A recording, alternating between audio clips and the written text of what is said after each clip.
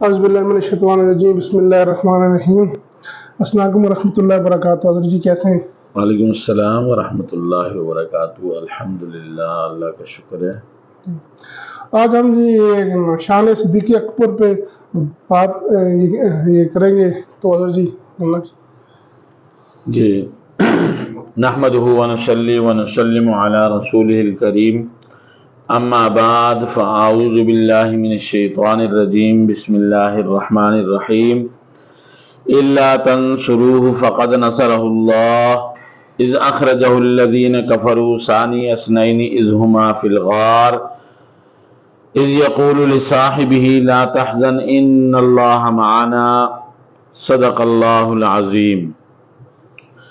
عزیزان محترم، میرے بھائیوں، دوستوں اور بزرگوں،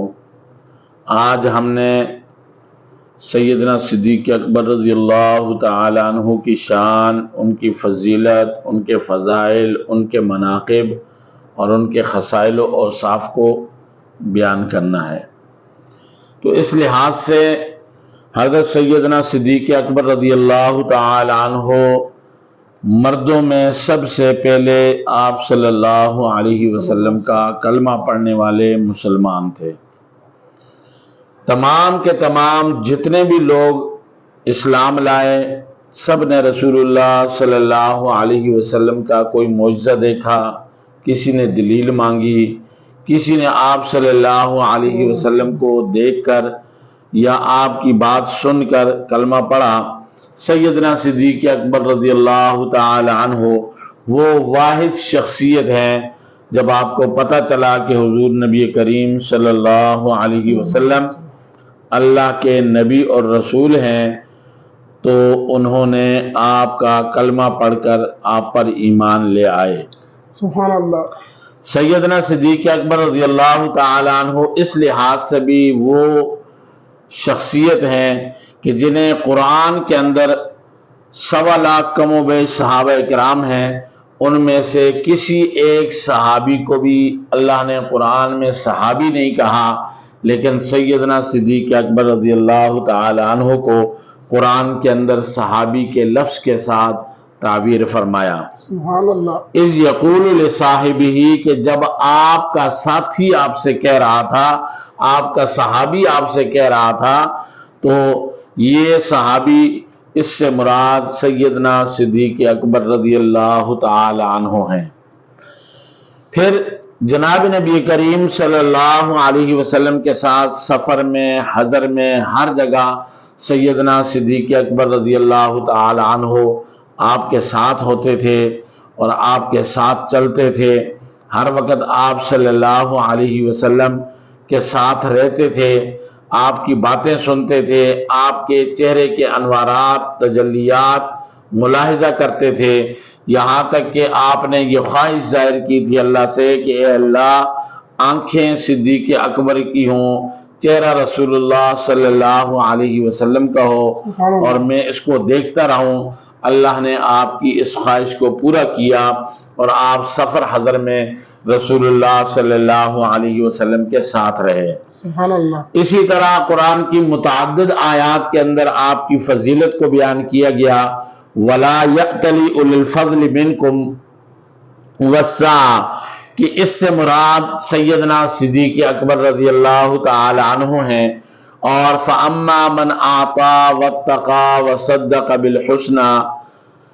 اس سے مراد سیدنا صدیق اکبر رضی اللہ تعالی عنہ ہیں۔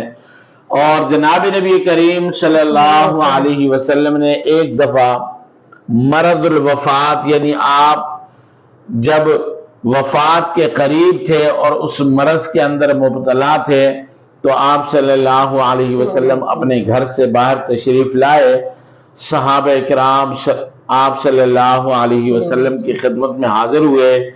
آپ علیہ السلام سیدھا مسجد نبوی کے ممبر کے پاس آئے اور ممبر کے اوپر کھڑے ہوئے۔ صحابہ فرماتے ہیں کہ آپ صلی اللہ علیہ وسلم کے سر پر ایسے پٹی باندھی ہوئی تھی جیسے درد سر کا مریض اپنے سر پر باندھتا ہے۔ آپ علیہ السلام ممبر پر کھڑے ہوئے اور کھڑے ہو کر آپ نے ارشاد فرمایا کہ ایک آدمی وہ ہے جس پر دنیا کی بہاریں،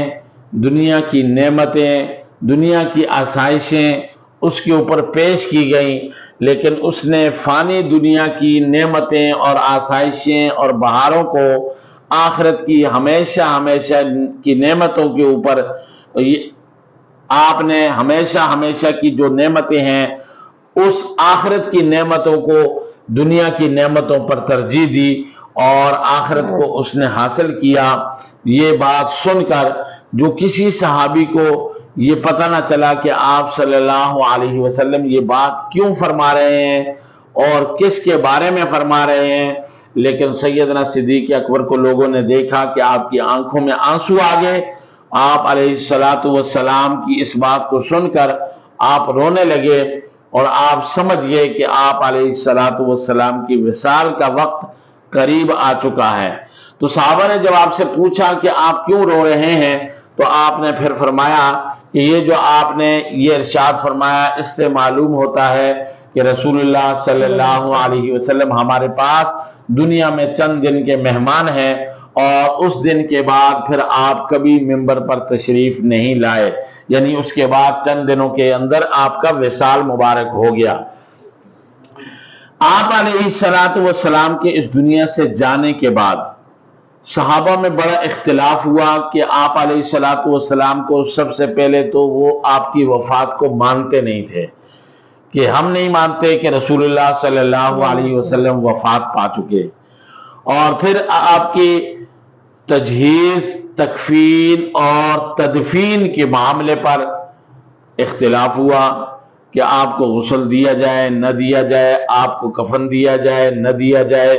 آپ کو کہاں دفن کیا جائے نہ دفن کیا جائے، مسجد نبوی میں آپ کو دفن کیا جائے، جنت البقیع میں دفن کیا جائے، یا جس روضے کے اندر آپ موجود ہیں یہاں دفن کیا جائے، یا آپ کی نعش مبارک کو اسی طریقے سے چھوڑ دیا جائے اور نہ دفن کیا جائے۔ اس کے اوپر صحابہ کو بڑا اختلاف ہوا، لیکن حضرت سیدنا صدیق اکبر رضی اللہ تعالی عنہ وہ عظیم المرتبت صحابی ہیں جنہوں نے صحابہ اکرام کو ایسے نازک موڑ پر ان کی رہنمائی کی، اور آپ صدیق اکبر رضی اللہ تعالی عنہ نے حضور نبی کریم صلی اللہ علیہ وسلم کے ارشادات کو ان کے سامنے رکھا کہ میں نے رسول اللہ صلی اللہ علیہ وسلم سے سنا ہے کہ نبی کی وفات جہاں پر ہوتی ہے وہیں اس کا مدفن ہوتا ہے، وہیں اس کی قبر بنائی جاتی ہے، وہیں ان کو دفن کیا جاتا ہے، اور یہ بات پھر تمام صحابہ اکرام نے مانی۔ اور اسی طرح سیدنا عمر فاروق رضی اللہ تعالی عنہ تلوار نکالے ہوئے یہ کہہ رہے تھے کہ اگر کسی آدمی نے کہا کہ حضور نبی کریم صلی اللہ علیہ وسلم اس دنیا سے تشریف لے گئے تو میری تلوار اس کی گردن اڑا دے گی اور میں اپنی تلوار سے اس کا فیصلہ فرماؤں گا۔ لیکن سیدنا صدیق اکبر رضی اللہ تعالی عنہ نے ایسا خطبہ دیا، ایسا جامع خطبہ کہ سیدنا فاروق اعظم رضی اللہ تعالی عنہ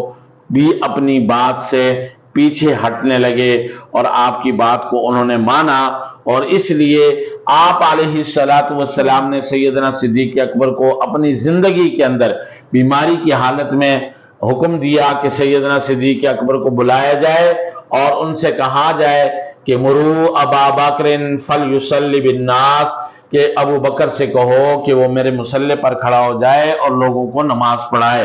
سیدہ عائشہ صدیقہ رضی اللہ تعالی عنہا نے آپ سے عرض کی یا رسول اللہ صلی اللہ علیہ وسلم میرے والد انتہائی رقیق القلب ہیں اور وہ آپ کے مصلی پر جب کھڑے ہوں گے تو ان سے یہ برداشت نہیں ہوگا، وہ لوگوں کو نماز نہیں پڑھا سکیں گے۔ تو آپ نے فرمایا کہ نہیں، ابو بکر ہی اس امت کا مقتدا اور پیشوا ہے اور اس کو حکم دو کہ وہ آئے اور وہی نماز پڑھائے۔ آپ نے اپنی زندگی میں جو سیدنا صدیق اکبر کو اپنا مصلی دیا وہ اس بات کی علامت تھا کہ آپ کے بعد دنیا کے اندر سب سے پہلا خلیفہ جو خلیفہ بلا فصل ہیں وہ سیدنا ابو بکر صدیق رضی اللہ تعالی عنہ ہیں۔ سیدنا ابو بکر صدیق رضی اللہ تعالی عنہ وہ عظیم المرتبہ شخصیت اور عظیم المقام صحابی ہیں کہ جنہوں نے اپنا تن من دھن سب کچھ اللہ رب العزت کی رضا کے لیے اور حضور نبی کریم صلی اللہ علیہ وسلم کی قدموں میں سب کچھ کو نچھاور کر دیا، یہاں تک کہ ایک وقت آپ کو اتنا مارا گیا کہ آپ کے جسم مبارک کے اندر جو بال تھے اگر اس بال کے ساتھ بھی ہاتھ لگایا جاتا تو وہ بال بھی ٹوٹ کر آپ کے جسم سے علیحدہ ہو جاتا تھا، اتنا آپ کو مارا گیا۔ لیکن اس کے باوجود بھی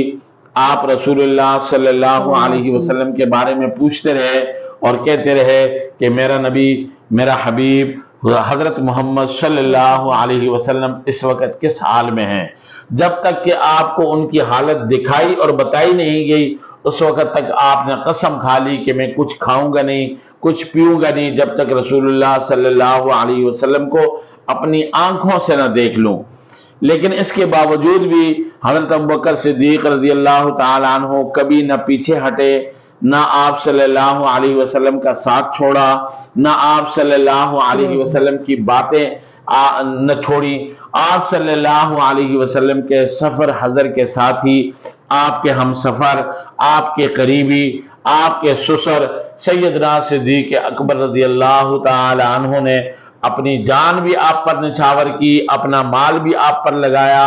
اور اپنا سب کچھ تن من دھن سب کچھ لگا کر پھر بھی اللہ کی رضامندی کو حاصل کرنے لگے۔ یہاں تک کہ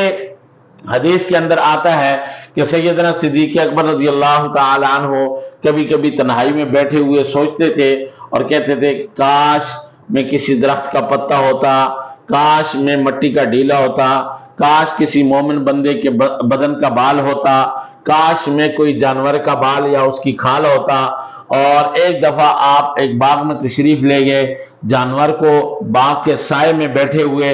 اور درختوں کے سائے میں بیٹھا ہوا دیکھا اور ٹھنڈی سانس بھری اور فرمایا کہ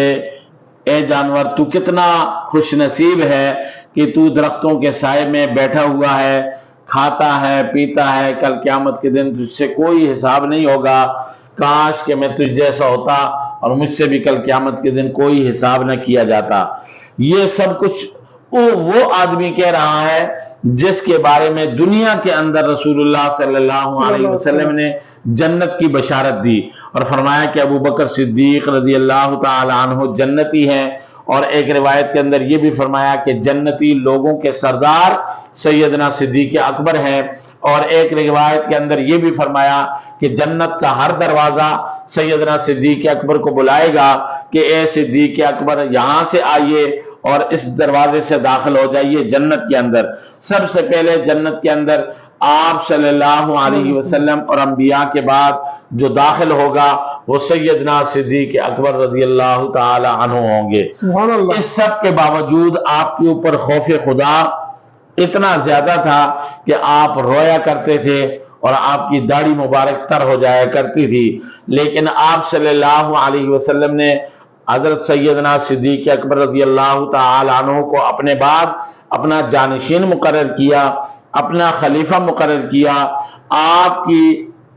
زندگی میں رسول اللہ صلی اللہ علیہ وسلم کی حیات کے اندر سیدنا صدیق اکبر ایک بیوہ کے گھر میں خدمت کیا کرتے تھے، ان کی بکریوں کا دودھ دھوتے تھے اور ان کے گھر میں ان کو یہ کھانا کھلاتے تھے، ان کو پلاتے تھے، ان کے گھر کے جھاڑو پوچھا کیا کرتے تھے۔ ایک دن جب حضرت سیدنا صدیق اکبر رضی اللہ تعالی عنہ خلیفہ بنے تو اس بڑھیا عورت کی بیٹی نے کہا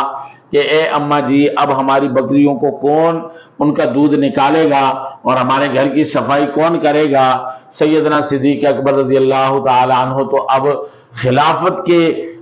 اس پر بیٹھ چکے ہیں مسند پر، اب ہمارے گھر کی صفائی کون کرے گا؟ تو سیدنا صدیق اکبر رضی اللہ تعالی عنہ کو جب یہ بات پہنچی تو آپ نے فرمایا کہ اے بیٹی میری خلافت میرے خدمت خلق کے راستے کے اندر کسی قسم کی کوئی رکاوٹ نہیں پیدا کرے گا، اور میں اپنے خلافت کے ساتھ ساتھ آپ کی خدمت بھی جاری رکھوں گا۔ اس لیے سیدنا صدیق اکبر رضی اللہ تعالی عنہ وہ صحابی رسول ہیں جن کے بارے میں رسول اللہ صلی اللہ علیہ وسلم نے خود جنتی ہونے کی بشارت دی، اور آپ نے فرمایا کہ وہ آدمی جو حضرت ابوبکر اور حضرت عمر سے محبت رکھتا ہے تو اس کا ایمان کامل ہے، جو ان کے ساتھ بغض رکھے گا اس کا ایمان ناقص ہے اور اس نے کفر کو اختیار کیا۔ اللہ جل شانہ مجھے آپ سب کو سیدنا صدیق اکبر کے نقش قدم پر چلنے کی توفیق نصیب فرمائے اور ان کی سیرت کو صورت کو اپنانے کی توفیق نصیب فرمائے۔ جن حضرات نے ہمارا چینل دیکھا ان کو چاہیے کہ وہ ہمارے چینل کو سبسکرائب بھی کریں، لائک بھی کریں اور شیئر بھی کریں کہ اس چینل سے دینی معلومات اور اسلامی طرز زندگی آپ کے سامنے پیش کیا جاتا ہے۔ وآخر دعوانا ان الحمدللہ رب العالمین۔